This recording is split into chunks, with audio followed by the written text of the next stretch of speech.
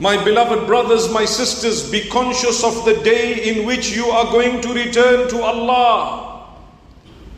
Be conscious of the day in which you are going to return to Allah. Prepare for that day.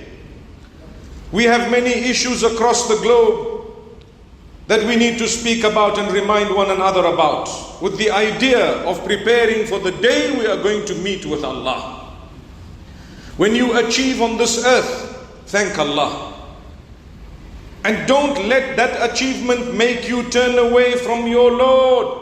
يا أيها الإنسان ما غرك بربك الكريم. Oh man, what is it that has deceived you against your own Lord?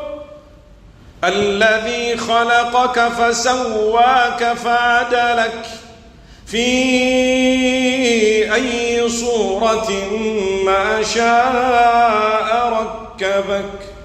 The one who has created you, He has fashioned you, He has given you your identity. The one who has really given you your shape and your form. How can you turn away from your Lord? Similarly, when it comes to loss, my brothers and sisters, the opposite of the achievement. Like I said, do not let your achievements distance you from Allah. The more you get, the closer you should become to Allah. That means you have the blessings of Allah. It's easy to earn, it's easy to get power, it's easy to have authority, it's easy to be placed above others in terms of position and so on. But it's not easy for everyone to allow that particular gift of Allah to make you actually come closer to Allah. When your gift has allowed you to come closer to Allah, you have indeed achieved. In a similar fashion, when you suffer a loss, people are divided into two categories. At times, the loss would actually make people closer to Allah. That is a gift of Allah. Any loss that brings you closer to Allah is not a loss, it is a gain. Even if that loss lasts your entire lifetime, in the hereafter when you meet with Allah, you will have achieved the everlasting bliss of Jannatul Firdaus. My beloved brothers, my sisters, there are some from amongst us whom when they suffer a loss, they turn to haram, they turn to intoxicants, they turn to that which is in disobedience of Allah. Don't let that happen. Whether it is suffering a loss in your family, in your social circles, in your authority, or in your wealth, in your health. When you suffer a loss as a believer, come closer to Allah.